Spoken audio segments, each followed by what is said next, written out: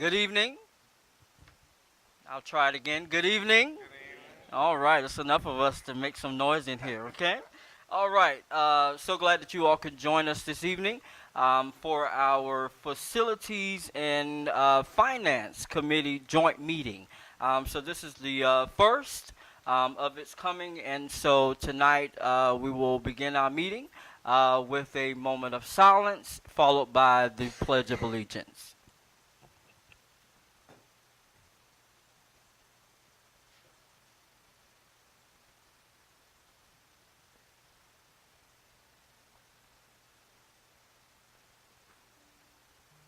Thank you. I pledge allegiance to the flag of the United States of America and to the republic for which it stands, one nation, under God, indivisible, with liberty and justice for all.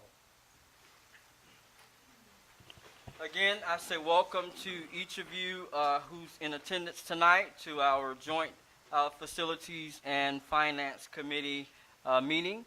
We have some subcommittee members who are joining us tonight, as well as some executive staff. So what I'm going to do tonight is I'm going to first start with myself, and we'll go around the diocese and introduce ourselves just by simply saying your name, and we'll move on from there, okay? Easy enough. Ladies and gentlemen, before we do that, what I want to do is I'll read this statement as we normally do, and then we'll do the introductions. This meeting is held in accordance with the Freedom of Information Act. The news media has been notified, and a copy of the agenda has been made available to the public. This meeting is open to the public, and the public is welcome to attend in person. All persons wishing to attend the meeting by virtual means may do so via YouTube Sumter School District Board meeting and Sumter School District's Facebook page. Vision: Sumter School District is committed to educating, empowering, and enriching the lives of all students to reach their full potential. Mission: Sumter School District is committed to providing a safe, nurturing, and high-quality educational environment that supports diversity and equips students for local and global success. So at this time, we'll start with the introduction of all of our committee members tonight and subcommittee members, as well as our administrative persons who are present tonight. And I'll begin, and we'll work our way around to the right and then come back around. So I am Sean Reagan, Area 5, and I currently serve as the chair of the Facilities Committee and board clerk. Welcome, everybody. I am Daniel Palumbo. I represent Area 1 and chair of the Finance Committee. Mac McLeod, and I represent Area 6. Good evening. I am Tara Johnson, Area 4, and I too am on the Finance Committee. Hello, everyone. My name is Jeff Zell. I represent Area 8. I am the on a subcommittee member on finance, and I am the chairman of Ad Hoc Transportation Committee. Thank you.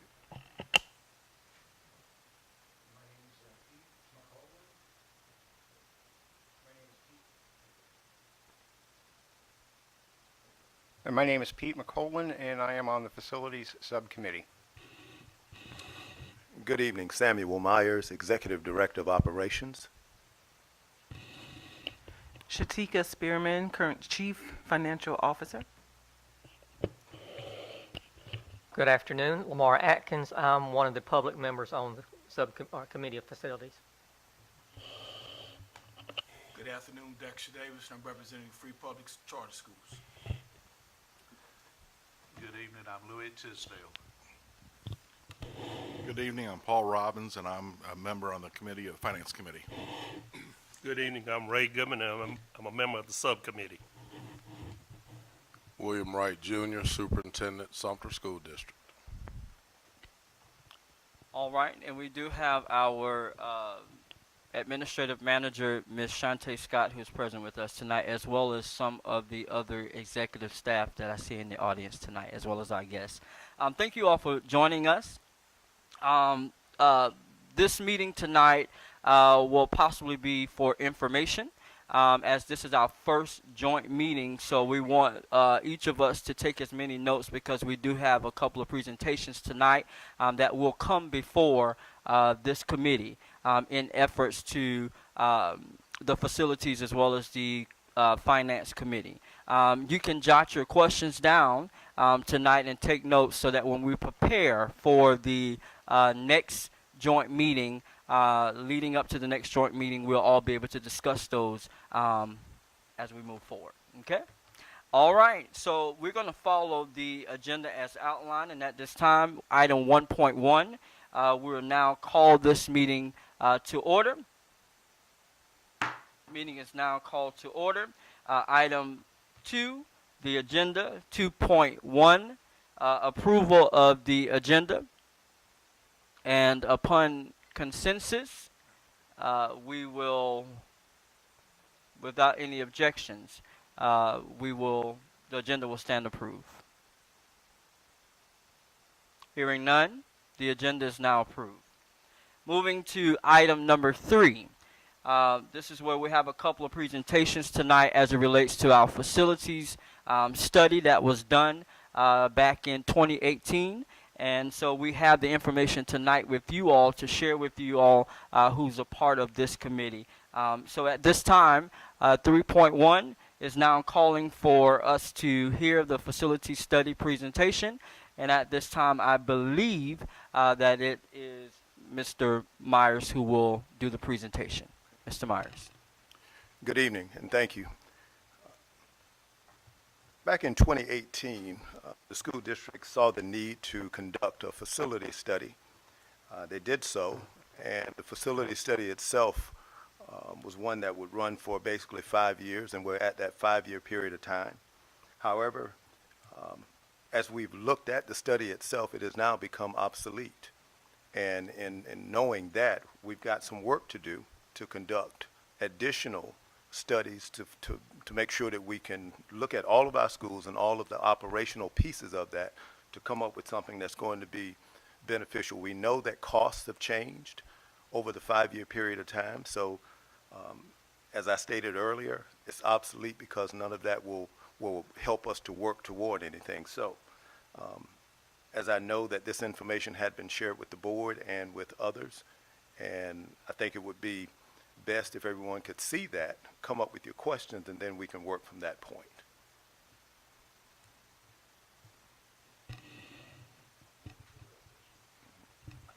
In addition to the report that Mr. Myers has given, I want us to keep in mind as we are discussing facilities, just as a rough study, because of some background that I have, we assessed the average age of school buildings in Sumter School District. So including the last 3 schools that were built, so we're talking Chestnut Oaks Middle, Crestwood High, and Lakewood High. Even if you include those 3 buildings in the equation, the 2 high schools were built in 1996. My youngest son was born in 1996, so I know they're 27 years old. Chestnut Oaks is a little bit newer than that. So even if you include those 3 buildings, we're still talking about an average age of 60 years old. If those 3 buildings are removed, the average age of the rest of the buildings is around 67 years old. So in the school business and in school building business, I'm going to be 57 years old tomorrow. It's not too bad on humans, but school buildings are usually reconditioned or replaced after they get past the 50-year mark, particularly with 21st century learning and the things that we need to be doing in schools and offering in schools. You know, to have an average age of between 60 and 67 years old is quite significant. So just wanted to add that on the back end of that. So the study's 5 years old, so even then the average age would have been 62 years old, I think, and so forth. So thank you. Just wanted to add that additional thing, Mr. Chair. All right, that's all that you have. Okay, so what we'll do now, I want to say that everybody on this committee, you have access to the facility study that was emailed to you all. Okay, did you have a chance to take a look at it? Okay, all right, so I will open up the floor at this time for any questions that you may have as it relates to the facility study. That's for the subcommittee as well as the regular board members that are currently here. So at this time, we're now open up, and you can be recognized by show of hands, and I can call upon you, and we can have those questions answered to the best of our ability, if you have any. Question. The other one was for 5 years. If we start on a new one, you want 5 years or 10 years projection? I'm not sure. The 5-year projection is what we as a previous board looked at. However, when you look at that study, there is some information that goes up to 10 years.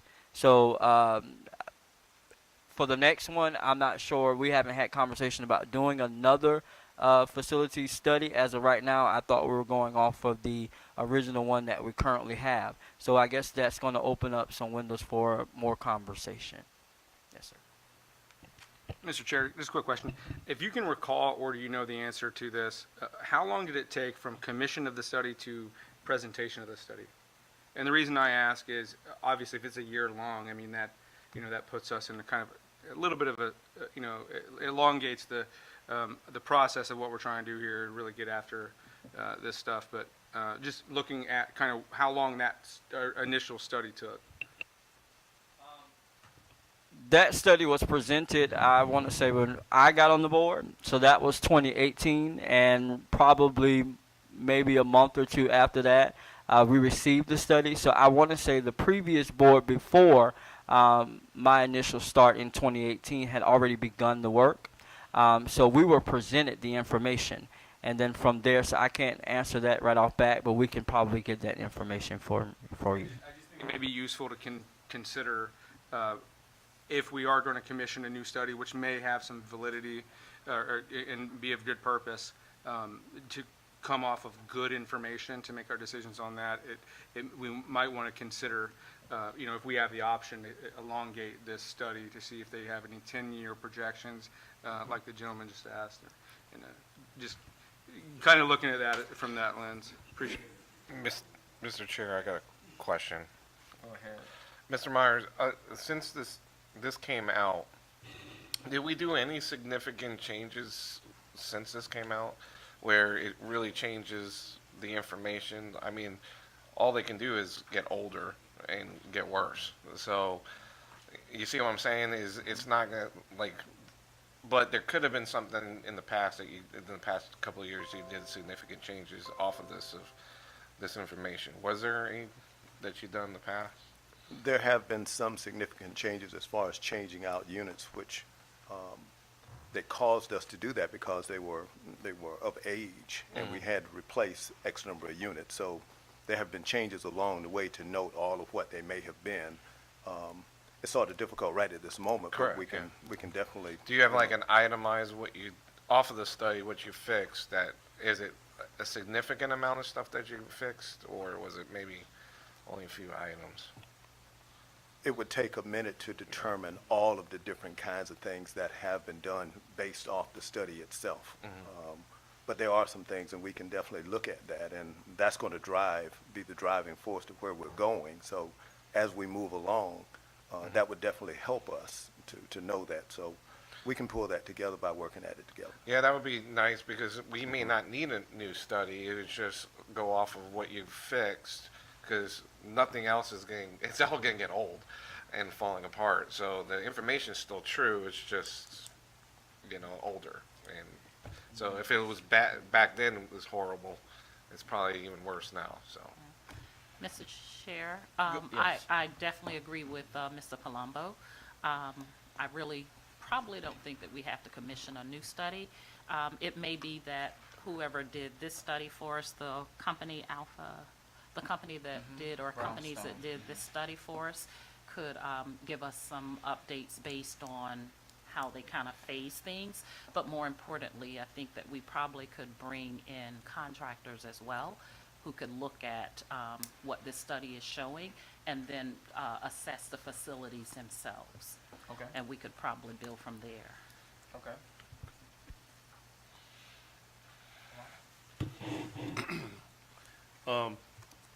Question to Mr. Myers. I'm pretty sure we stay in compliance with keeping things up to date, so I'm pretty sure you do. We're not falling behind. It's just a matter, I guess, we really need to know is how much or where we at. Otherwise, it's life safety issues and stuff like that, and security and stuff like that. I'm pretty sure y'all stay up to date with that. Is that correct? That is correct. Okay. And Mr. Chair, I failed to mention not only contractors, but contractors and engineers. Correct. Structure, for the Absolutely. structural piece of it. All right. Mr. Robbins? All right. I don't know where to start. But first question, I guess my question for this committee is, are we looking at keeping the current buildings and improving them? Or is there some game plan later for new buildings? Because there's a larger picture here that we're only looking at this part of the puzzle, and we got another piece of the puzzle over here, that in the long term, they got to mesh together in order to do this. So what parts of this are you really looking at versus something else? And I think that's one thing that's got to be laid out first before you get deep in this, before you take the next steps. Because in my opinion right now, this study, and ain't worth the piece of paper it's written on. It's outdated. There's so much there that there's so much more new stuff that we got to look at, that's more important. I mean, it's all got to be put together as a piece, not just one piece of the puzzle can be worked on. There's got to be other parts done here too. Right. The study in itself may not be worth the paper that it's on. However, the information, when you look at it, is going to tell you, based upon the facilities condition index, that some of those schools should have been rebuilt or renovated. So I just want to put that out there too. However, I mean, they're in this study, from what I can see, the study actually also tells us what schools we could merge and kind of keep based upon the facilities conditioner index. We could probably take some of those schools and merge them together, possibly make a K-8 school or something like that. But that's work that this committee will have to come up with. And that's part of, I guess, the larger picture here is what I'm getting at is that you got those pieces there, but we got to have the other side come in too, so that we get them there and have a timeline of where we want to be at in 5 years, 10 years, and even 15 years. And right now, I don't see that. All I'm seeing is basically 5 years is all I'm seeing. And I know as things get older, some deteriorate faster, some take longer to deteriorate, depending on what items there are. But what are we going to do in order to, next step is, like you said, consolidation of schools? I don't know. But that also affects what we need to do going forward on some of these buildings. Mr. Chair, I kind of also to answer your questions, and that's one of the things we're going to bring up to this board today, of options of ideas of consolidation, what schools that need to be consolidated, and coming together and figuring out, and we're about to hear about bond referendum and stuff like that, is a portion that we're looking at doing and consolidating and building new schools, at the same time trying to fix the problems in some of these other schools that we can refurbish. So, Mr. Chair, I'd like to add just a couple points on that as well. So if you haven't, if you get the Sumter item, which I do and read regularly, they're not here, but you should, because they write some pretty good pieces about what comes out of this board and these committees. What was recently stated from our chairman, and though I won't speak for him, I'll speak what he said to the reporter, is that what he wants to put a lot of emphasis on is a long-term get well plan essentially for this district overall. I think that's kind of what you're asking about, more holistic, long-term, right? With, you know, and I agree with the chairman as well. You know, the study in and of itself is, if we just initiated where the broken parts and pieces are off that study alone, we're effectively thinking short-term, slapping $1 million Band-Aids on problems and projects that we should be looking at more long-term holistically.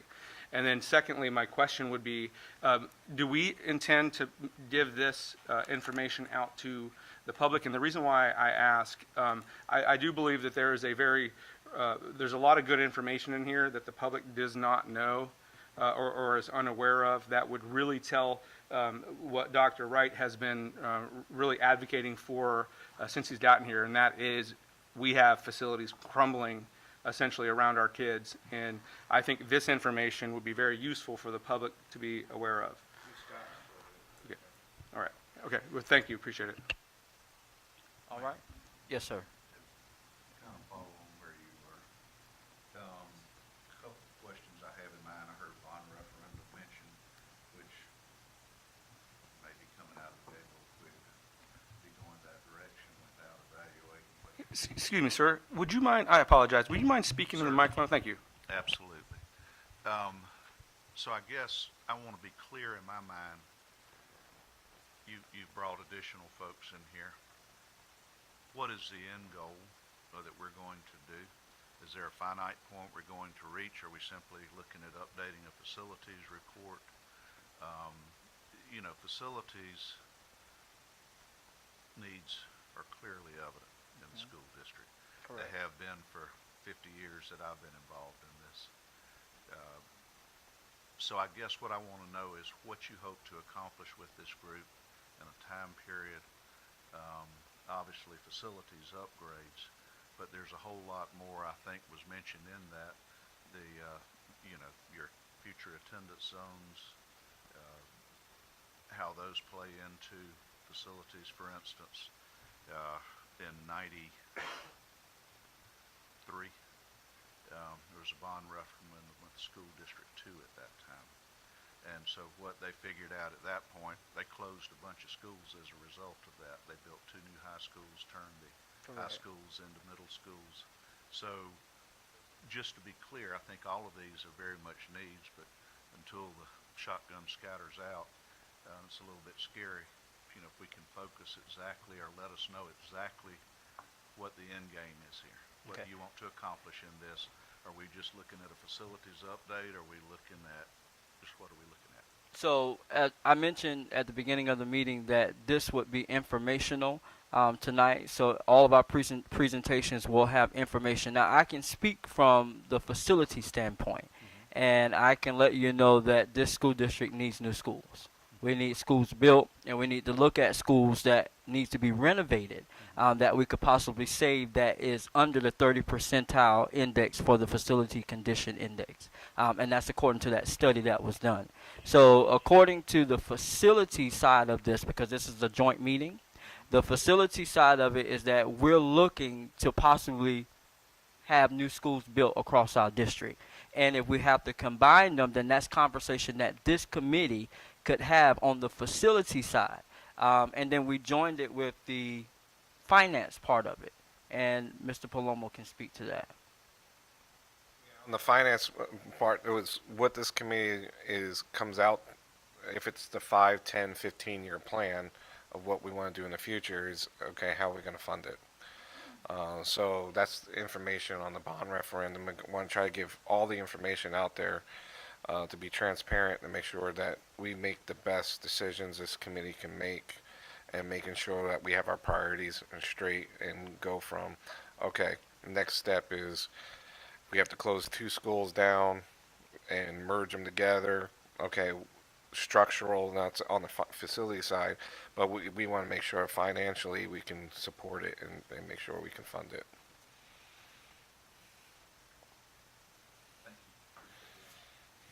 And Mr. Chair, I know we've talked a little bit about the the alignment, the consolidation, possibly consolidation of some schools. And the alignment study that was done in the past, it may be a good idea to share that with this group as well, because it's almost as if we're having two conversations in one, with the possibility of looking at new schools, the possibility of consolidating schools, and that may be helpful. Even though the public was involved in the process along the way as it went on, some of us may not have paid as close of attention, and even if we did, it might be helpful for us to look at it again as we're having this current conversation. All right. Any other questions as it relates to 3.1? Yeah, I guess my questions for the facility committee is, I know this is for informational purposes, but is there some sort of a game plan already thought about that can be discussed? Because right now, I see us starting at square one and throwing a bunch of darts up there and trying to come up with something versus something that the school and the committee has already decided, hey, maybe these are a couple things we can look at that best fit and work from there, which will be a shorter timeline. And then we'll give the finance committee a better opportunity to look at something faster, understand something faster than square one. Right, and to answer your question, there's no current game plan. This is where we're starting. Yeah, so you're not missing out on any information. This is where we're starting, and we've asked you all to join so that we could look at this thing in a better light. Mr. Chair, I just pulled up last minute, if you don't mind, just as kind of, I just pulled up the last meeting minutes, and it's spelled out that this, in fact, though we're calling it a joint finance facility committee meeting, according to Chairman Canty, this is the master plan ad hoc committee. And so I think that we look at that, again, holistically. This is kind of step one. This is, I believe this is the intent, is to look at, kind of brainstorm where we're at now, look long term, and then, bring those ideas together, look long term, see what's going to be most beneficial to this district, and then focus it down from there. But I think that's what, and I don't want to speak for Chairman Canty, but I do believe that that's what the intent of this was to bring us all these big brains together, be creative, innovative, think long term, and really take this district from where we're at now to the 21st century. And so that was always my understanding of this. I don't know how the rest of the board feels about that, but that was mine. Okay. It would also be helpful, now I may have just missed it in my email, but I did not receive an agenda for the meeting tonight. You probably missed it in your email. I think it was sent out. Right. It was sent out to everyone. Some of the others here have not gotten one either. Okay, well, we'll make sure that we get your email correct there. Yes, sir. Yeah. Thank you. All right, any questions, any further questions on 3.1? Let me add on one thing, Mr. Chairman. Go ahead. And you probably had, y'all probably had, but have y'all discussed a benchmark on this FCI?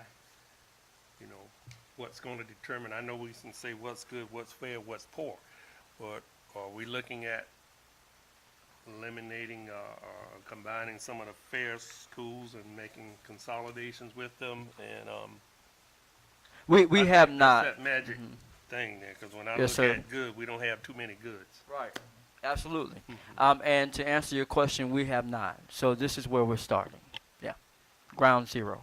Yeah, and I think that's exactly what we're going to come up with, is we want to hear your input. So you see the information, what you feel, especially in the next meeting, to come to us and say, here's an option that I think would work. And we want to hear all the options on the table.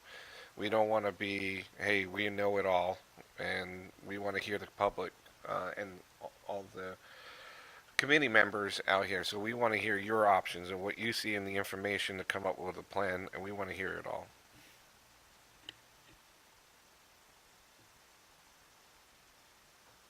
All right.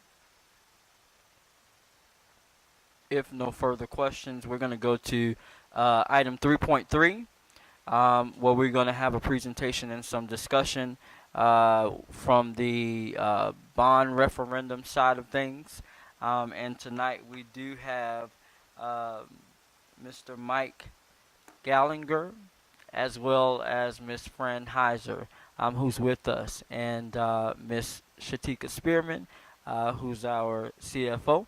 And I believe I will turn it into the hands of Ms. Spearman. Good evening, everyone. I am pleased to bring to the table Mike and Fran is what I call them. They have taken care of our bond information, and Mike has been very instrumental, both of them, in making sure that we are maximizing our debt and maximizing our opportunities to get this district the things that it needs in capital projects and what have you.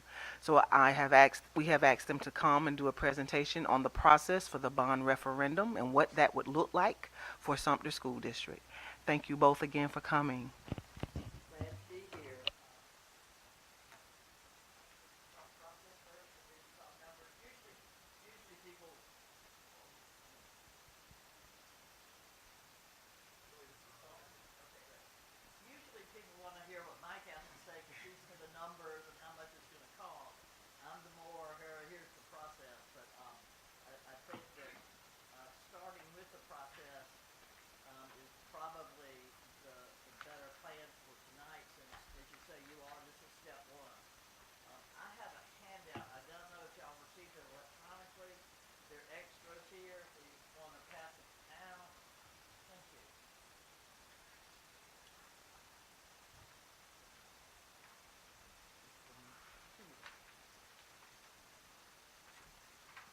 This is what I prepared is really a generic sort of plan and outline. It's up on the screen of the steps that you would go through in preparing for a successful referendum.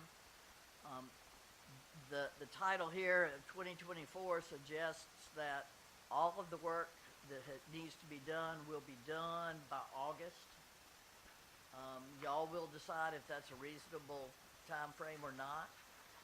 The August date is a key because under state law, if you want to have a referendum in November on a general election date, the ballot question has to be delivered to your election commission by noon on August the 15th. So in the planning, and you'll see that the first step is a feasibility study. It's a facility study. Listening to y'all, your discussion, you've got a facility study that's outdated. I would recommend that y'all decide if you're going to update that study or if you're going to start over. The comment or the question about if you have a separate study about the possibility of bringing some schools together, I think you do need to merge those two efforts so that you're not only studying the condition of the facilities, but taking a look at what the total facility needs would be. And so bringing those two studies together would be a good idea, and it's possible that it would be a shorter time frame. I'm not your procurement person, but if you have to procure the services of a third party to do this study, you're going to be into early next year before they're actually looking at any buildings. It still can be done. They just would need to move faster and make sure that that the school, that the committee, and then the school gets all the relevant information. I suggest that you while you're part of the planning process is research on what your stakeholders feel and what they think about the school district.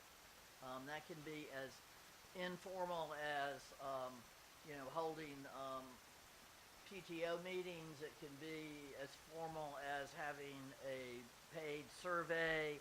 It could be focus groups where you would hire a professional to come in and do focus groups. But however you do it, ultimately, it's the stakeholders, including your staff, your parents, the business community, and even your students need to either be part of the process, feel like they're part of the process, or feel like they're being heard, because they ultimately are going to impact your voters when you get to that point. The next steps, I mean, once you have a good feasibility study, you can then create a schedule or a timeline. The different steps will key off of the date of the completion of the study. I think obviously the study would be provided to this committee and then the board, and then you'd want more input. You'd want the community to see what had been recommended, and at least at that point, if not before, you'll be talking to Mike about the fiscal impact. Because the difference between renovating a school and rebuilding a school can have just major financial implications, and Mike will share with y'all how the bond referendum could be paid for. Ultimately, I think the next step is that the board receives recommendations from its administration. Some boards want to, be down pulling those weeds and getting in the weeds and making the decisions. Ultimately, the school board does make the decision. It is the school board's decision about whether to have a referendum, how much to borrow, what the projects will be. But I think that you get a better product if that information comes to the board through your professionals and not so much just from the elected officials. Recently, we have seen that taking time and the expense of having an independent verification of the estimated cost of the project is really worth the time and effort. Who knows what inflation will be like, what it will do in the future, but we've worked with a number of boards that had estimates, and by the time, let's say 3 years from a successful referendum, you're starting a project, and the numbers have changed dramatically. And so having another set of eyes looking at the cost, I think would be very much worth the effort. I'm available for all parts of this process, but I really come into step number 4, when the board reaches a consensus and there is a referendum question that I would draft based on the decisions of the board would adopt a resolution authorizing the referendum, and that's where, if all things can be done and you can be ready by August 15th, then your election could be, your referendum could be in 2024, November of 2024. If you don't meet that deadline, you could consider a special election. In the last 10 years or so, we've seen more and more school districts going for referenda during general elections. And the overwhelming majority of those referenda have been successful in the general election. For special elections, which could be any time, any date that the board picks, it's about a 50-50 win-loss. So if possible, having your referendum during a general election is more likely for you to be successful. Well, and to follow up on that, over the last 10 years, there's been 3 that have failed in the general election. Each of those districts came back 2 years later. They figured out what were the issues that they had. Was it the cost of the project? Was it one particular project? Or what all was not suitable to the voters to get what the impact was what the folks wanted? So, don't feel rushed to get on the ballot in November of 24. Do what's going to be right. Do what you need to do. Set up, come up with that capital improvement plan that takes care of all the needs, the new facilities that you have, the renovations, the technology. What do you need budgeted on an ongoing basis for maintenance, your capital maintenance item? How much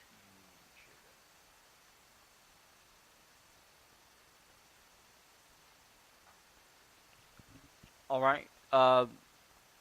Do we have any questions from the committee at this time? Just quick, I apologize for, I'm assuming that the district's bonded indebtedness is maxed out at this point.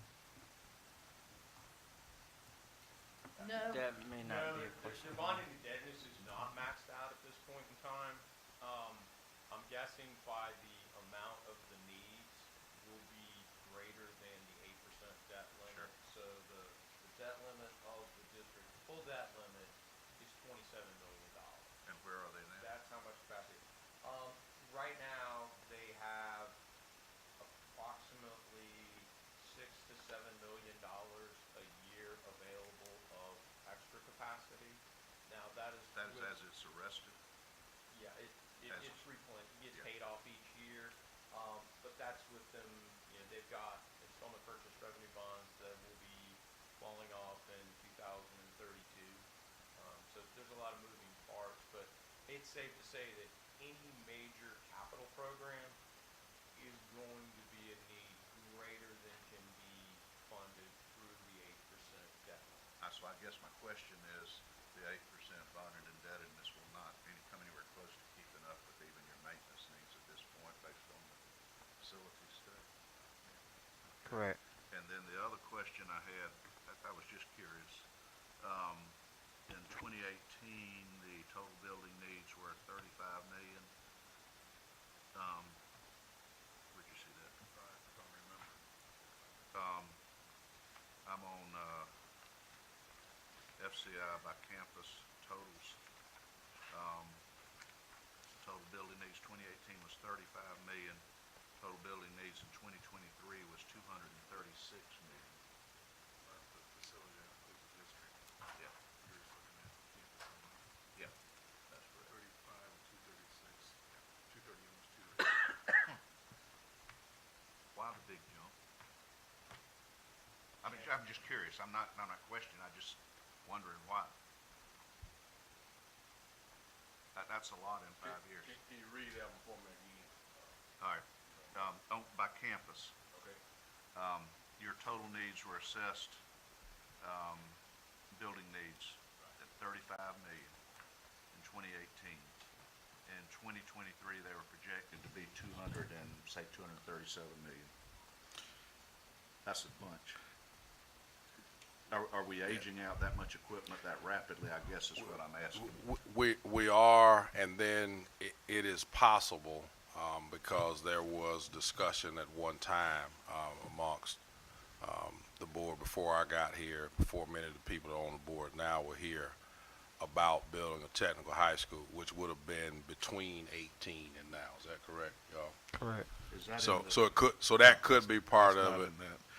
It also, the cost of school construction has gone up tremendously, in that same period of time, so.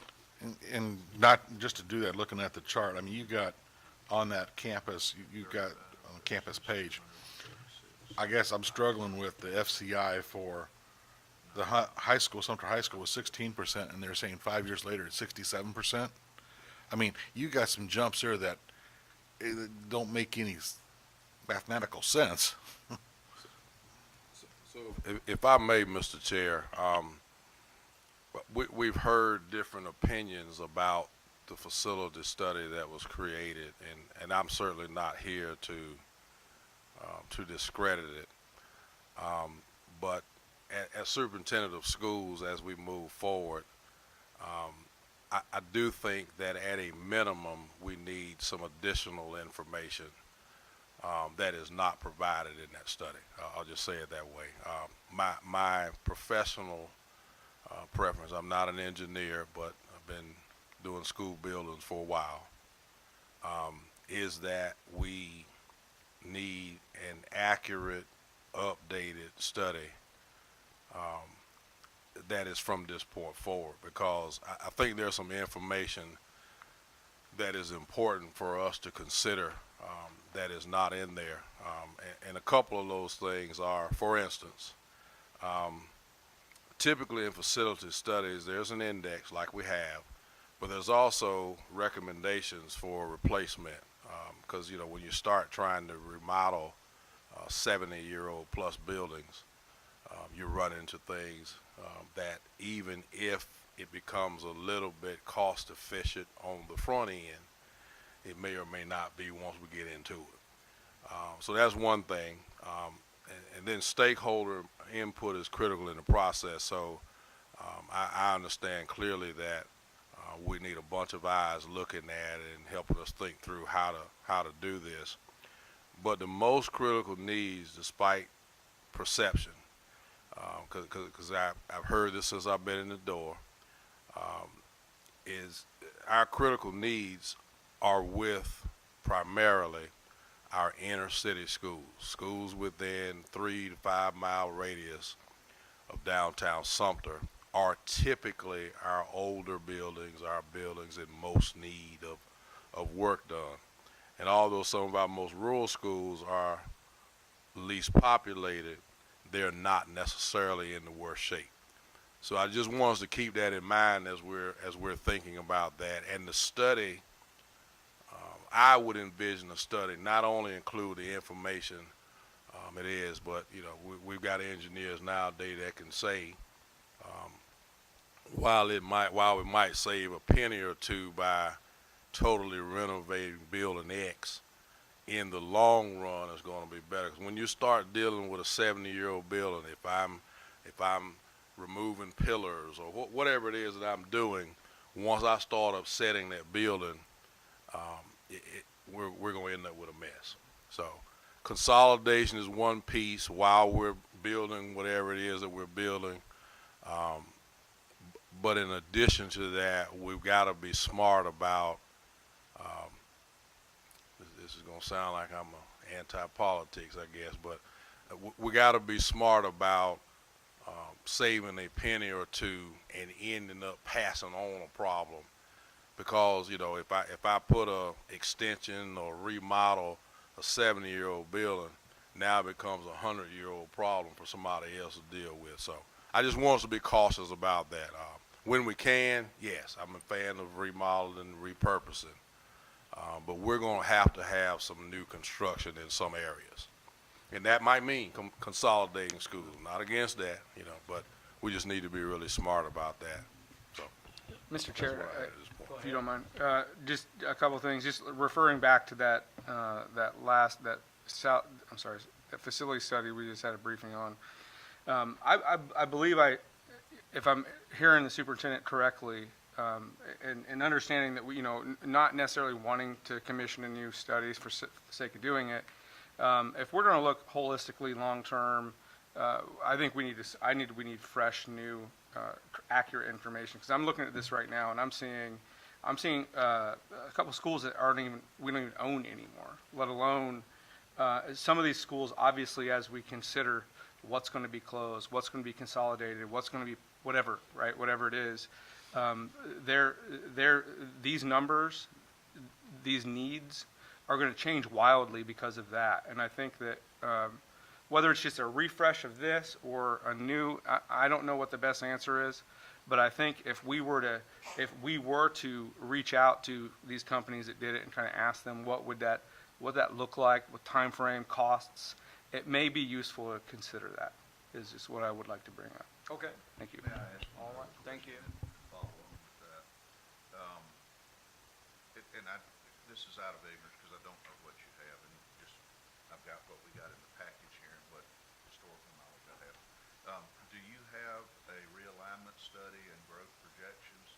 Because the two of those have to go hand in hand to come up with some logical decisions. Is there something current on that the district has? The alignment study that was done within the last 2 years. Okay, does that have growth projections or population shift projections in that? Some of it has a little bit. Can I add to that real quick? So I do believe, actually, we base our budgets off of, is that correct, Mr. Superintendent? A large parts of our annual budget is based off of growth projections or declines. And so that data is probably actually far newer than any of the information we're talking about, the facility study and the realignment study. Could you tailor that to the I think, realignment study? I believe, I mean, I think we would have to. I mean, you know, if we're gonna do this, we gotta be as accurate as we can. We have to look at the data that's, you know, it has to be accurate, as best we can get it. And because we're dealing with, we're dealing with what looks like hundreds of millions of dollars here. If you got holes in it, the public will find it. They will, and they should, and they should. So, yes, sir, you're right. If I may, I'm gonna try to answer both of your questions. Thank you. So we have the district has a realignment study that was basically earmarked to increase population in our underpopulated schools. It was done, I guess, probably 21, somewhere in that time frame, and we've been kind of looking at that and trying to figure that piece out.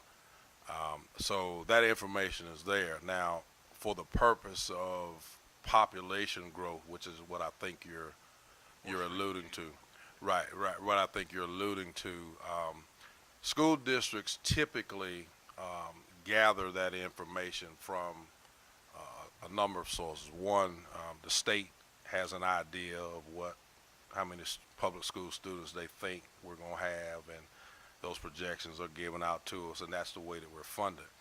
The other thing that we look at, believe it or not, is birth rates. So we simply compare graduation rates out of 12th grade to birth rates. And so that kind of gives us an indication. I mean, that might sound a little bit crass, but that's kind of gives us an indication, at least, for us to build on. Yes, sir. So, so we look at that information all the time. What I can tell you, sitting at this table right now, is that our population is predicted to be pretty stagnant over the next immediate years. It's not necessarily growing or declining, which is a bit puzzling to me because of the economic development and growth that I keep hearing is coming to our area. So, but for us, we have a twofold problem, and you all know this better than I do that have been around here for some years. Most of our population, if you will, is inside the city limits, yet at least half of our buildings are in the rural area surrounding the city. So as we're thinking about this, we also have to figure out how to address that. Is the population growth, for instance, going to be in the northwestern part of the county like I keep hearing? And if that's the case, then that might be where we might need to focus some of these facilities. So we just got to be really smart about that too, in my opinion. One other question, and I'll leave you with it. The realignment study, and this question comes with all generosity. That's to use an old term, a hot potato. Nobody really wants to embrace that and get their head chopped off with your local representatives. So sometimes you look at a realignment study that might hit the public with a little less anger, and then you may have some underlying numbers that say, okay, this is going to keep these folks happy for the moment, but then sometimes you say, all right, there's some realities to what we've got to do, whether it makes people happy or not. So I guess, how much of a grain of salt should we take a realignment study with? I assume we can get a copy of it. Can I? I'll touch that one. I've been in your position, I know. I'm not afraid. So, okay. So I'll take this when you throw the darts at me. So, from my understanding is, you know, you're absolutely correct in your assessment. This alignment study is a hot potato. No one wants to touch it. Would it, you know, just to kind of give a little bit, not a little bit, but some credibility, it would fix some of our problems in the district, sure, short term, right? I mean, one thing, as the superintendent was talking about, that alignment study doesn't address buildings, facilities. That was one of the questions that was asked in a previous board meeting. And so what we were doing was, like he had said, we were effectively rebalancing students and resources into more underutilized buildings with kind of the idea, I'm assuming, is to justify the existence of the building, right? And I understand this probably going to get me in trouble with folks listening right now, but that's fine. I can take it. That said, though, it did not include, it was not a long-term plan. I mean, it was, like you said, the alignment study, or the alignment action, rather, realignment action, should have been done a decade ago. I mean, I think we all can agree with that, right? It should have been one of the first things on the docket after consolidation, but it never was, and here we are. Now, that was 11, 12 years ago. Now we're dealing with what was then 50-year-old buildings, well, now it's 60-year-old buildings. And like everyone had said here, now we have a bigger set of problems. And so with this new board, and I'm not going to speak for them, but what I hear from them is we want a long-term, get well, what do we want this district to look like in 20, 25 years from now, and look holistically at what the facilities, you know, I mean, I'm looking at this list here, and there's probably some facilities on there that's not going to make the cut, and we're going to have to figure out what to do with them. Rebalancing, obviously, you know, and not to get too far in the weeds on the politics, but, you know, what's coming out of Columbia and regarding education is going to be a factor. You know, you include all these things, the growth populations or the decline, the economic, you know, I mean, all these things have to be fed into the answer that we give to this district and to this public. And so I really, to make the point, I really feel like, you know, we have to package all this up, and that's why we have all these good people here to create this master plan so that when, you know, we can show the public, and I think you talked about that what may be less angering to the public is we got to tell them, and you know, with full disclosure, transparency, and accountability, that we're going to spend and steward their tax dollars the best we can. Now, I think people are generally willing to spend money, vote for in favor of a bond referendum if they know what they're getting, and that's where I think that all of us have that brain power and that ability to kind of, you know, collect that sentiment and put it on paper. And it's going to take some time. There's no doubt about that. But I believe I did talk to Chairman. Every one of you individuals here were brought here specifically because you are a trusted member of this community and you would bring something valuable to it. And so, anyway, that's a long-winded way to say we have a lot to look at. All of it's on the table. I think as a suggestion before I stop talking, I'm not sure how often we want to meet. I'm super excited about this particular effort from this board. I'd like to, I mean, if you left it up to me, we're going to see each other all the time, but I know people have lives. But I would like to suggest that this get a lot of attention. I know I'm certainly going to do it best I can, but I'm not an expert. We're surrounded by them. So anyway, thank you for your time, Thank you, Chairman. Thank you. Any additional questions? Yeah, and just to carry on, I'm going to go back to a comment I made earlier, is that you are correct, Jeff, in saying everything that you have said, and everybody has put good comments in. But I'm going to go back to is that we're asked to do something, but I need a vision to where this is going to be from a holistic view. And that's that 5, 10, 15-year period, because what we do now is going to have impacts at a later point in time. But if I don't know where you want to lead us to, I can't put something down or vote for something that I don't know what the outcome is going to be. And so that's, to me, we need that holistic view, have an idea of where we're going to be at in 20 years with a game plan. And that's going to be, hey, we're going to need to do 3, 4 schools in 5 years, but community, we know in 10 years we're going to have to come back and do something else. Okay, so I think that's what the community wants, is a full game plan of timelines here and there. I mean, we know things are going to change, but have something put in place and just say, this is what we're going to do and we'll worry about it in 15 years. And I think that's the important part that we're going to have to get out of this.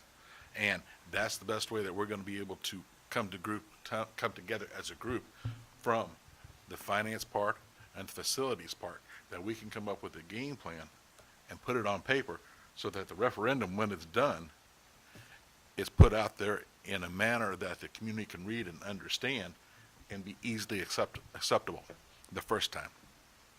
Absolutely. Absolutely. Mr. And- Chair? And I agree. I know a couple of people are on this committee and still on the board who were on the board at the time that this report was delivered.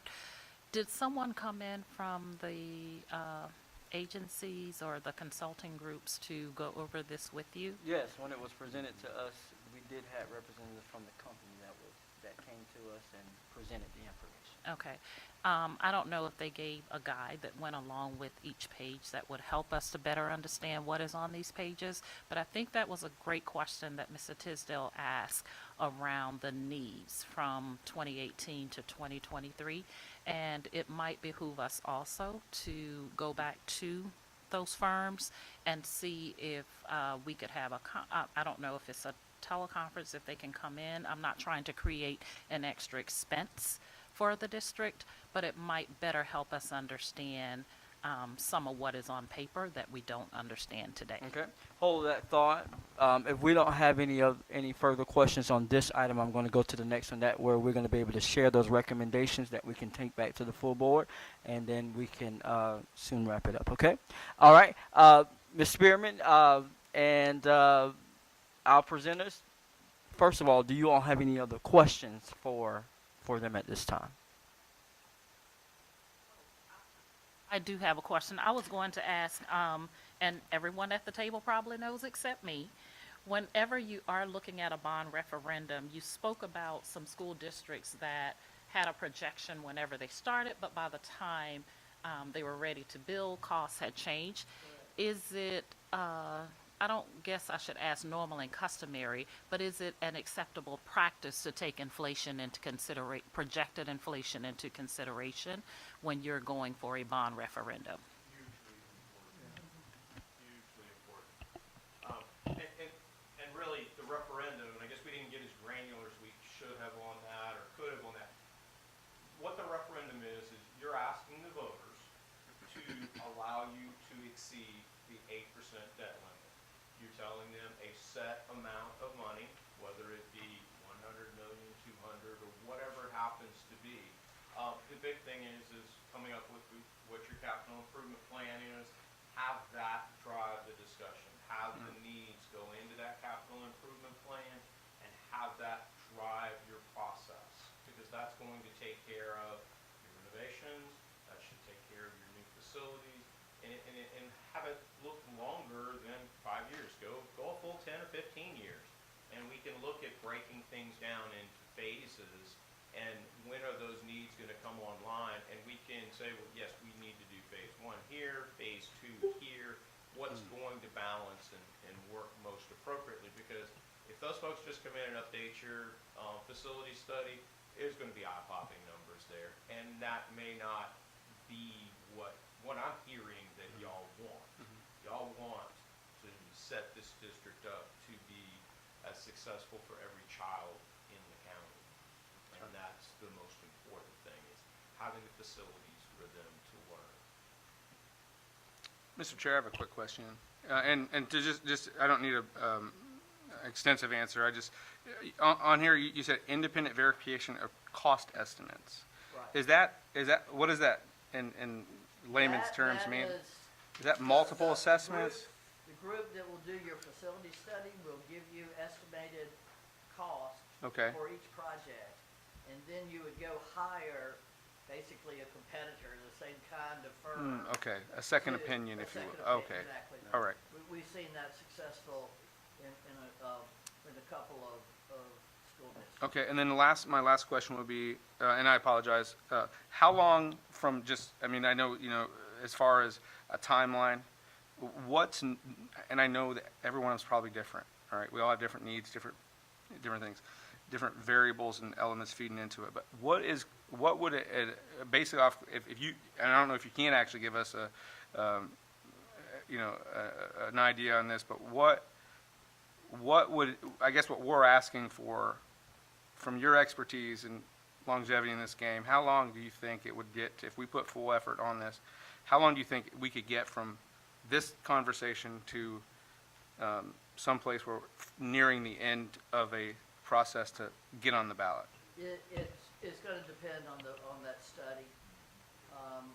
whether you can just update what you have, whether, I mean, I don't know who did it, but it's, I haven't even seen it, I've got questions about it, so, I don't know, you know, you don't wanna,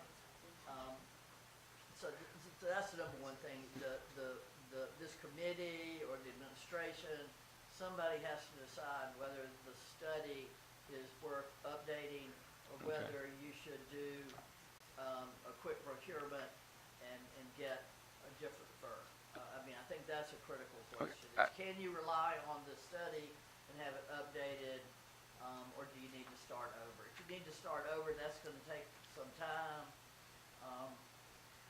You know, if the sounds like the community, even the school board, y'all been focused on the needs, so it's not like it's gonna be a surprise when that information comes. The sticker shock might be a surprise. And before we finish, I think Mike does have some numbers to share with y'all. There's sort of good news. And the last comment I'd like to make is that for a referendum to be successful, the board has to be united. Everybody has to be for it.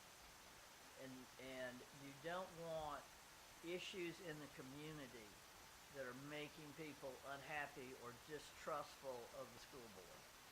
And so when you're talking about consolidating schools, that is easily becomes a side issue in a referendum effort.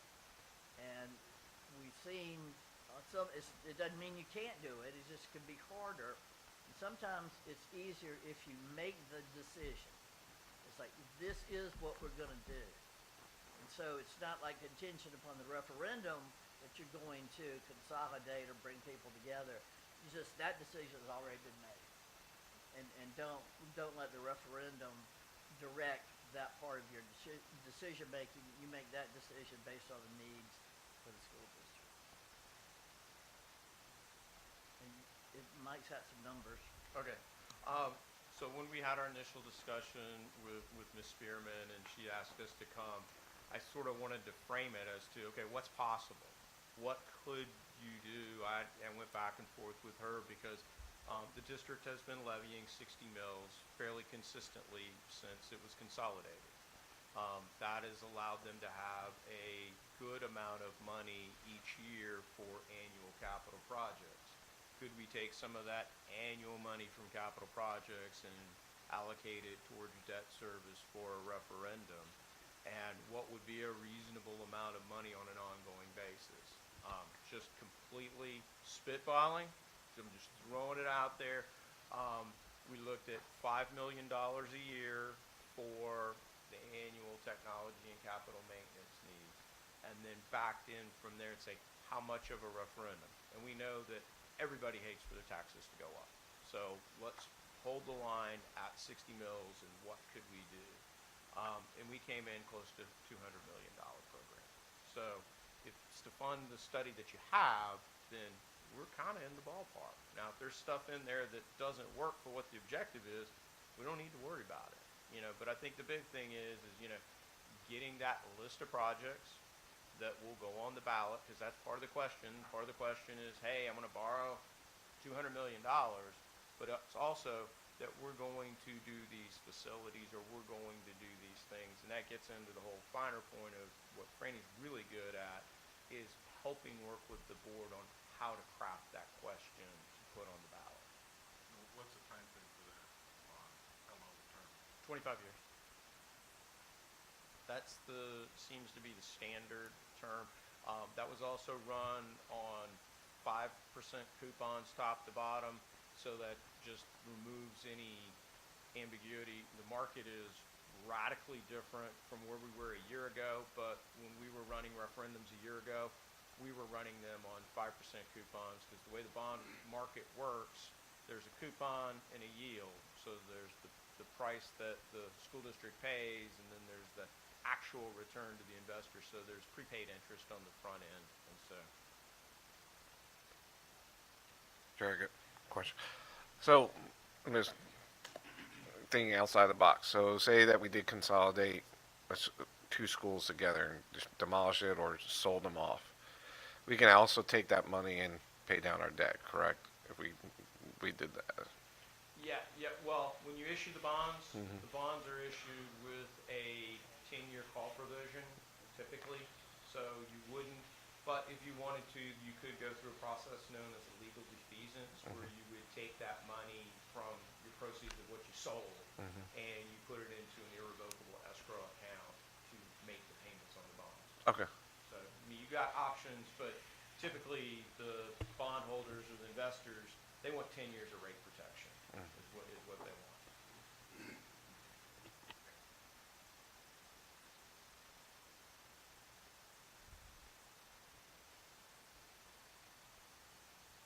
Any further questions? All right. Thank you. Thank y'all. Thank you. Let's move to item number 4, which are steps moving forward and recommendations. So I'll open up the floor at this time to hear from any committee members as we continue to move forward. Any recommendations, because this is typically what we do. We take recommendations back to the full board once the committee met, and the committee gives those recommendations for us to discuss and to act upon. So do we have any recommendations at this time that we can send back to the full board from this committee?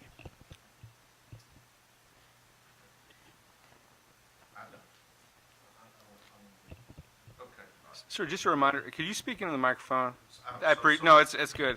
The folks who's listening online can't hear you. To make good decisions, you have to have good information. And in all honesty, and I mean this again with generosity, there's not enough information for this committee to really be working well. There are some things that can happen in the meantime, information gathering, any information that you already have, anything that, if we need to see any facilities to get a feel for where you are, your realignment study, any daylight that you might want to shine on that realignment study, anything that we can do to educate this, but really it's hard to make decisions. For instance, realignment study not only addresses your current state, but if we know that you're going to be moving children in a certain direction, that tells you where you're going to prioritize your facilities. Money is kind of one before the other. So my suggestion would be to get accurate, updated information, maybe some time to educate this committee on where you are currently, but until you have accurate facilities needs and know where your student population is going to be in 5 and 10 and 15 years, we're just kicking the can down the road like the previous folks have done. I'm willing to work and help you in any way possible. But until we have good information, we're all just floating ideas that are happy ideas, but maybe have no basis in reality. Absolutely, and that'll soon come to an end. All right? So we'll make sure we take that into consideration. Thank you. Point well taken, Mr. Zay. Absolutely. Absolutely. Anybody else? Yes, sir, Mr. Chair. You know I like to talk. Go ahead, All right, sir. so, well, I would suggest, we as a full board, communicate with our board leadership and figure out with also the superintendent and figure out what really is the intent, I guess, to answer a lot of those questions and that I have as well, is what's the purpose and the end goal of this? What's the timeline? Really get some more specifics, and I think we get that, then I think we can craft our efforts around that. And then also while we're doing it, we like I said, we really do need to have accurate information. I think that the district probably could give us a hand on some of that stuff, as far as making some phone calls, emails, whatever. But I do believe that now we have a legislative liaison and we have new committee appointments, and I think it would probably be a good idea for those individuals to reach out to those key, our sister government entities and figure out kind of what they're looking at, and not necessarily bring them in this room, but at least hear them out and see where they can support us. I mean, they have constituents as well that tell them about the school district that we may not be hearing. And I think to get a full picture of what this community wants and what this board wants out of this committee, I think we really need to spend a lot of time bringing that information. It's all going to come, our efforts are going to fail or succeed on the information that we're given, I believe. Thank you.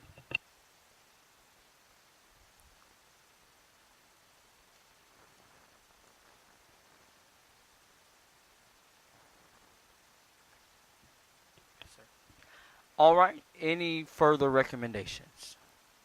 Any further recommendations? Actually, sir, just a question. How often do we plan on meeting? What we'll do, we'll get that information back to you, Yes, but sir. it sounds like the room wants to meet so we can get to work, so we will take that definitely into consideration, Yes, sir. and bring those dates back Roger to this that. committee. Thanks so okay? much. All right, we won't prolong it. All right. All right. Hearing none, no further recommendations at this time, we'll move to item number 5, which is the closing of this meeting. Let me say thank you to each of you for taking time out tonight to come and be a part, to our administration and our guests as well. Thank you all. You can clearly see that we have work to do.